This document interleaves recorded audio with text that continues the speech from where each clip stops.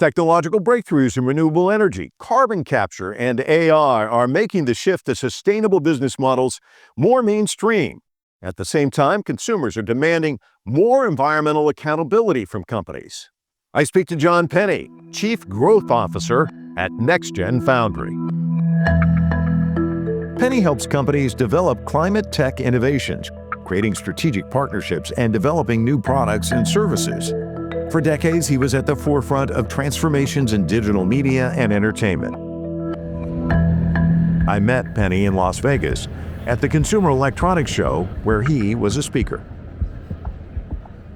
John, thanks so much for sitting down and chatting with us. And we want to talk about the interesting stuff you're working on now, but kind of give our audience the backdrop.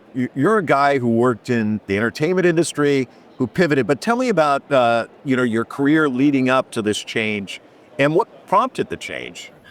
Way back when, so plus 20 years ago, I had started my career in the innovation space in media and entertainment, thinking about how to get standard content that was traditionally watched through a television set, remember those, cable and satellite, and the early stages of thinking 20 years ago was how to get that content more directly to a consumer. What we now think of as the TV in our pocket, the smartphone, very early on had many technical and content constraints about making that ubiquitous device, of which 7 billion people on our 8 billion person planet have a smartphone. That device is a media interface. So I was very interested in how media and its business models would have to change in order to bring about a future where folks weren't as locked in to programming that may be interesting at some points, but couldn't access other types of programming. It could be educational, scientific, of course, entertainment. So I spent many years in a very slow grind working with large media companies like Time Warner, Viacom, brands like HBO, 20th Century Fox, as the world of technology and the slower moving world of media content creation charted a future to where we are today, which is really about the streaming of content to individuals and shared experiences, but through individual platforms. It's interesting because here you are, an entertainment media guy, and you've shifted. You're a change agent within yourself. And you were telling me before we started rolling that your wife kind of created the epiphany. So to go back, describe for us how she kind of helped you to reframe your life in a way. Maybe some of our viewers have seen industries that have changed very quickly and not always for the better for the people who work in them. And they often have to find different things to do. Well, the media business that we talk about traditionally, and again, I was on the technology business side, but the content side has changed dramatically. So there are fewer large media companies around the world, and they're producing very much the types of content that they've always created. Animation, movies, sports, all that good stuff. Well, when industry changes that much, you realize that the future is going to be more of an uphill climb than at least a level run. And it's still competitive, so that level run is even hard. So what happened in about 2021 for me was that I looked at the landscape and I looked at my current role at Fox in a strategy business development role. I basically said, at my age, I only have a certain number of decades to try and be pro-social and pro-social entrepreneurial to help deal with some of the largest challenges that humanity faces. That could be food systems, transport, healthcare, climate is a overarching piece. So I was talking to my wife about, boy, media is really slow going now. And my wife works in healthcare and very much on the front lines with patients. And she used this line that you referenced. She goes, John, no one on their deathbed ever said to me they wish they watched more TV. Therefore, you should find something that matches your business, energy, skill, strategy, and change agency with trying to be a greater contributor to the global system that's given us all so much, whether that be through business, an NGO, working government. I didn't know at the time, but that's how it happened. And it's been wonderful since then, and we could talk a little more about that. I'd like to think that there's probably one person out there on their deathbed saying, I wish I could see one more episode of Full Frame before I go. That's just my I hope that's what they're wishing to see. Penney works with companies both large and small, including the Volvo Group, Bosch, and electric vehicle company Pebble. What type of companies are you working with? Who seems to be the most open to embracing your type of approach? Okay, so here's a really interesting piece of backstory about how companies work in almost any industry. In companies, industries themselves are siloed. Different companies do different things. In companies, there are silos. Okay, we've just said that the energy and climate problem, the greenhouse gas problem, is a systems problem.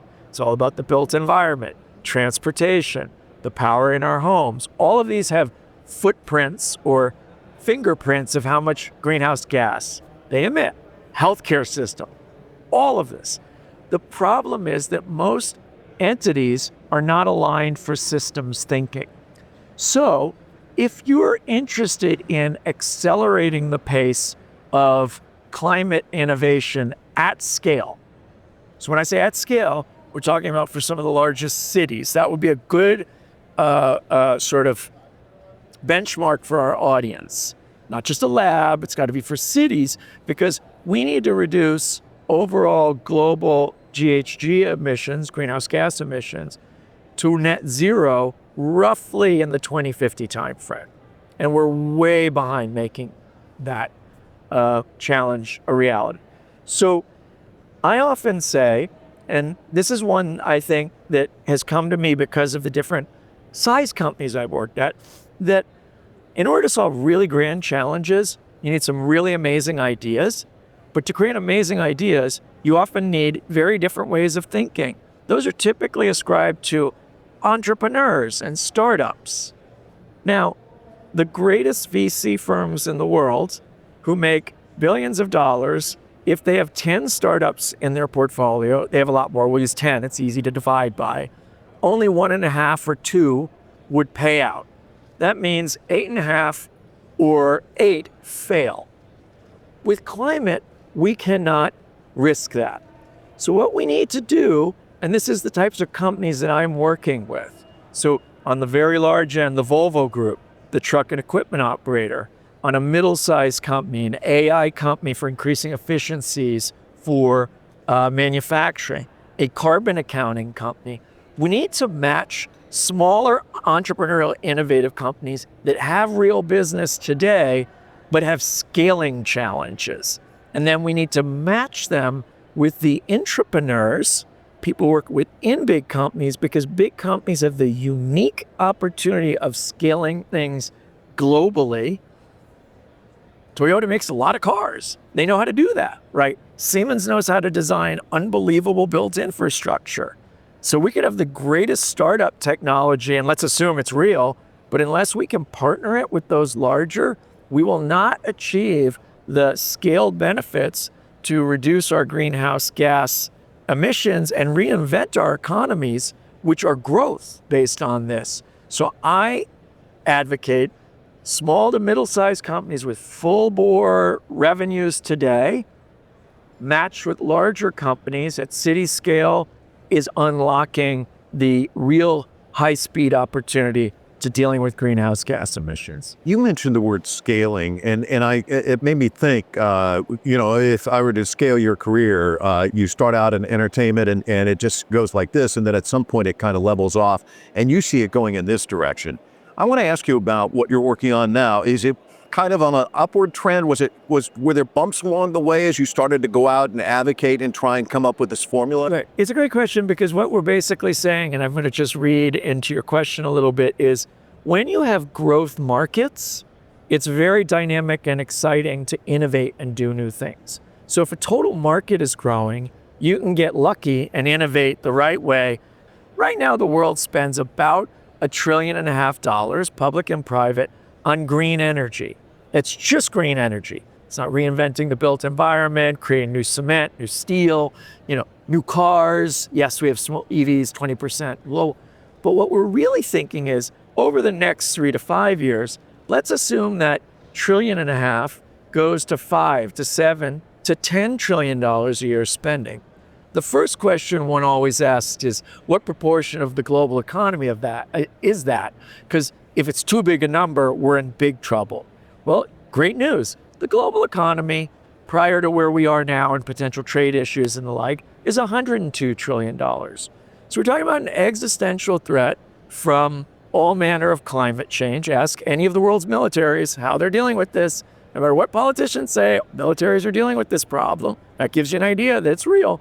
And you have the largest business opportunity in the history of humanity. Because if I just used a number as a thought experiment, that the globe will spend $10 trillion a year on climate tech, on repositioning industries, on changing people's mindsets about that, that 10 trillion is the equivalent to the total value of the 5 largest companies traded stocks in the world.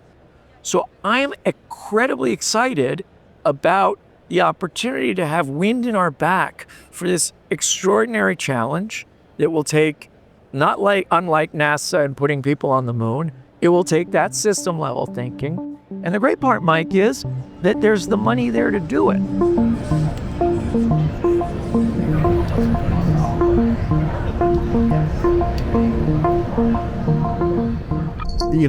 John, one of the things that I think about is climate. It's so huge. It's such an issue. And everyone thinks the answer is with governments, countries. And yet you've approached it as companies. Talk to me about, and again, the word coming out of your mouth isn't crisis, it's opportunity. Correct. And the reason I focus on companies is companies at large scale work directly with governments. And you're absolutely right. There's a triangle you can think about, which is governments, companies, and social systems working together to address the climate issue. So companies, because they are pressed by their own shareholders, some more quickly than others, to address these problems, become natural allies to policymakers who address the real issues around climate change.